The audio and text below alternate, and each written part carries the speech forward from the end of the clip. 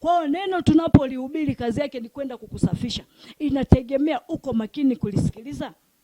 Ukiwa makini kulisikiliza, kuna neno lako tu moja utaona Mungu amelituma kwa ajili yako. Ndio maana amesema katika Zaburi hiyo kwamba mstari ule wa 107 mstari wa 20, nitalituma neno langu likutoe kwenye uharibifu, likutoe kwenye maangamizo, likutoe kwenye utasa, likutoe kwenye magonjwa. Mimi sijui unapita kwenye magonjwa gani.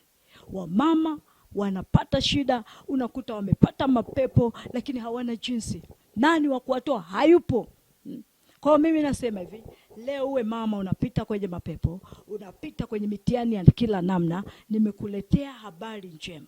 Kazi yako wewe ni kunitegea sikio tu na kuisikiliza hii media ambayo ninaituma muda huu.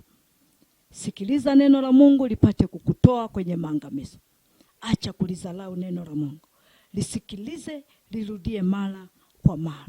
Utaona baadhi ya vifungo vinatoka. Kama vile walivyosema kwamba watu hawa wana macho lakini hawasikii. Watu hawa wanajifanya kuwa ni mji wa Israeli lakini hawanijui wala kunifahamu. Lakini leo nimekuja kukuletea habari ya wewe uliyenaswa kwenye ulevi. Hakuna mtu anayeweza kukutoa kwenye ulevi, mtu wa Mungu. Unakutana na watu wamelewa, wamelala kwenye mitalo. Ndio hapa Mungu anamtuma Isaya akawatoe watu hao. Ni nani atakayetangaza habari hizi? Ni nani atakayepiga kelele?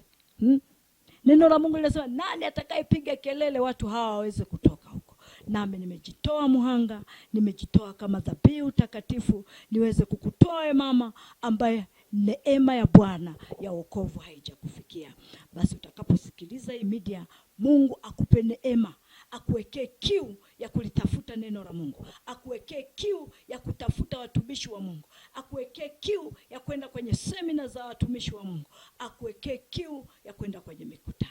Katikati ya mikutano utapata neno lako na utaona umemjua huyu Yesu Kristo, ndipo utakapofunguliwa vile vifungo. Lakini kwa waganga wa kienyeji hakuna mganga anayeweza kukufungua wewe, kwa sababu aliyekufunga ameenda kwa huyo mganga. Sasa pepo toka lini akamtoa pepo mwenzi? Neno la Mungu liko wazi.